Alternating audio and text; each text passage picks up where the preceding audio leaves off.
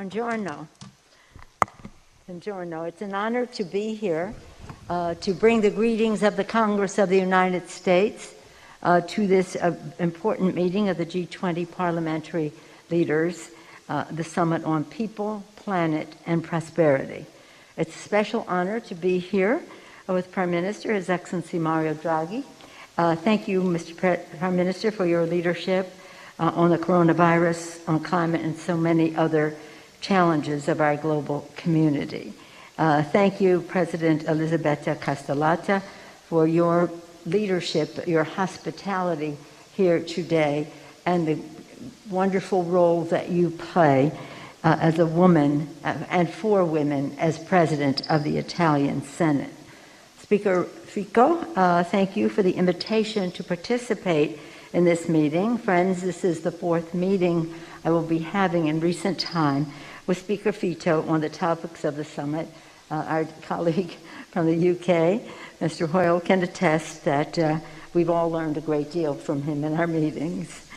It's always a welcomed opportunity for me to come to Italy to celebrate the firm bonds between our two countries, the United States and Italy, which is rooted in our shared history, values and interest, and global security. And personally, as the first Italian-American Speaker of the House of Representatives, I take special pride in the Italian-American community in America that is a strong link in U.S.-Italy relations. It's a privilege to be with leaders of the Parliament of the G20 and guest countries for this important summit to discuss the greatest challenges of our time and the opportunity to address them. In that spirit, I quote President Biden's words spoken last month at the UN General Assembly. We stand, in my view, at an inflection point in history. Our security, our prosperity, and our very freedoms are interconnected as never before. And so we must work together as never before.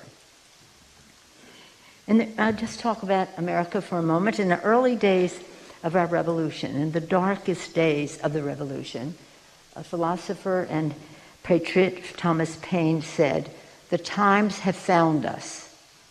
The times have found us. The times found them to declare independence, to fight a war and win and establish the American democracy."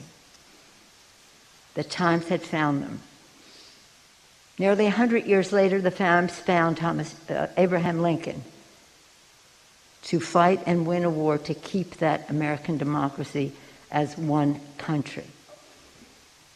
In the next century, in the 20th century, the Second World War broke out around the world. The times found the leaders of the free world to become allies to fight evil and make the world safe for liberty and peace. And today, the times have found us, each and every one of us, to save the people from COVID and to save the planet from the existential threat of the climate crisis. Now not that we place ourselves in the category of greatness of those who went before, but we recognize the urgency of the challenge that we face, and we must address it.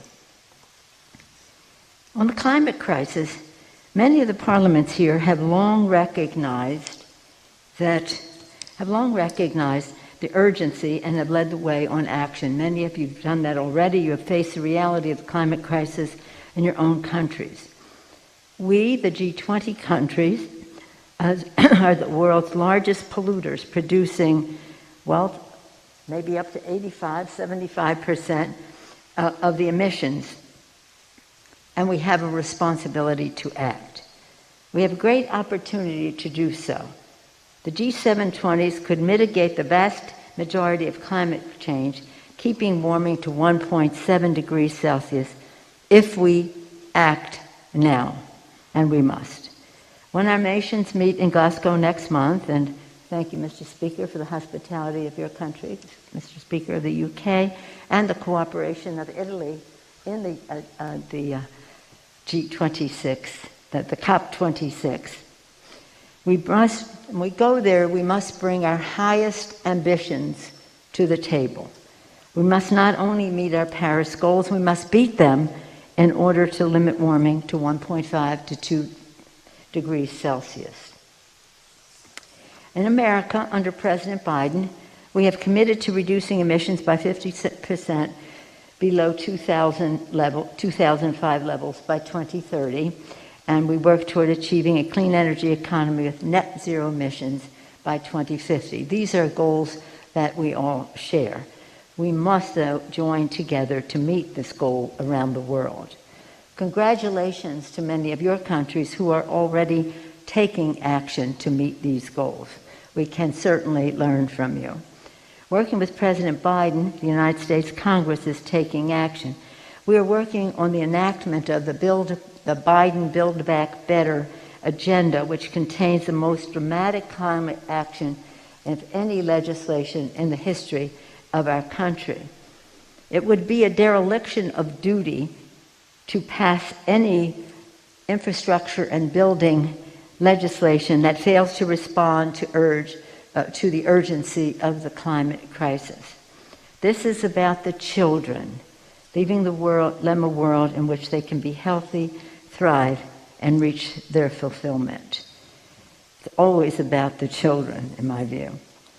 President Biden, in America, we're proud to have a president who was one of the first leaders in Congress to advance climate action as early as 1986. He brags about that a lot. President Biden respects science and understands the urgency, which is essential also for combating the coronavirus pandemic. 18 months ago, in March 2020, the world watched sadly as Italy experienced the beginning of the worst COVID outbreak in Europe. We pray for every life lost here and in each of our nations, lives taken by this vicious virus. As we do so, we stand united only in grief, but in gratitude for the courage of Italy under Prime Minister Draghi, whose example helped rally the international community to strong, coordinated actions. Thank you, Mr. Prime Minister. And we know that globally, much more needs to be done. Needs to be done, both in all these areas. Nearly 2 years into this pandemic, we know that the most effective way to crush the virus is with safe and effective vaccines. And let me be clear, the Biden administration and U.S. Congress believe that there is no choice between vaccinating Americans and vaccinating the world. We must do both. We can leave no one behind. Under the leadership of President Biden, America is delivering more vaccine doses abroad, and we're sending over 1 billion doses to communities and countries around the world, at least 1 billion. Especially as Delta continues, we must work together in this fight. None of us is safe until all of us are safe. I just want to go back to the climate issue for a moment, because as the distinguished Madam President has said, and Speaker Rico has referenced, and Prime Minister as well, this is an issue that we have to have fairness about. Equity, it's a justice issue. As Madam President said, women were affected drastically, economically, in every way during in the course of the pandemic, and still are. So when we are looking at all of this, and we're talking about building back better in America, we're talking about building back better with women.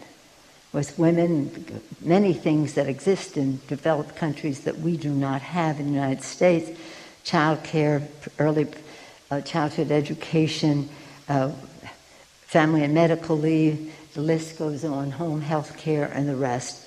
So we are recognizing that over 4 million women lost their jobs. Only half of them are able to be back into the job market, because they need help with their children and other health care providing that they do at home. So we see the role of women. And I thank you all for the reference to the women in Afghanistan. I wear this ring made by them. We carry them in our hearts, a constant, not that we need a reminder, but a constant flow of influence from them and inspiration from them. It was a wonderful thing that happened for 20 years nearly of women and girls being educated. But we must always shine the bright light. As in a time of COVID, in a time of a climate crisis, there have to be opportunities for these women to succeed. Because this climate crisis it's a priority for us.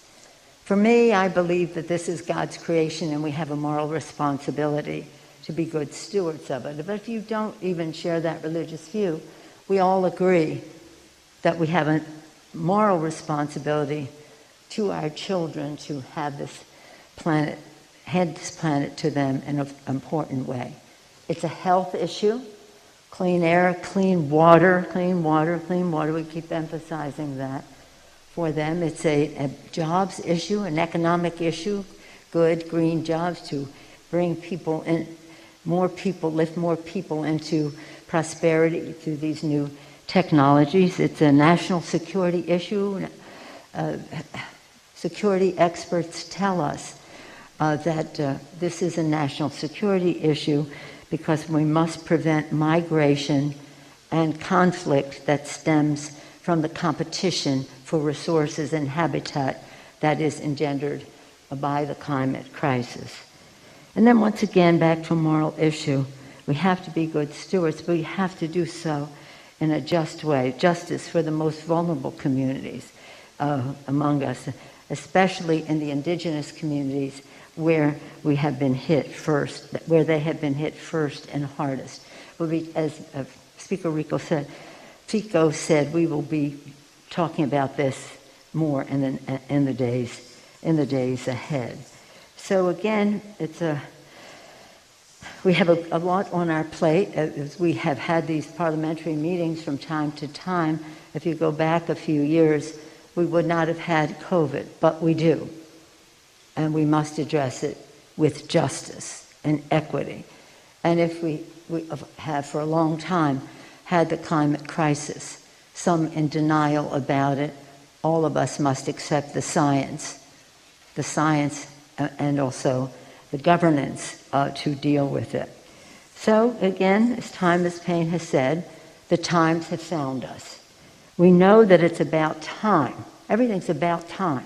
The time to crush the virus and save the planet. Thank God for the vaccines and the blessings of science that have brought that to us.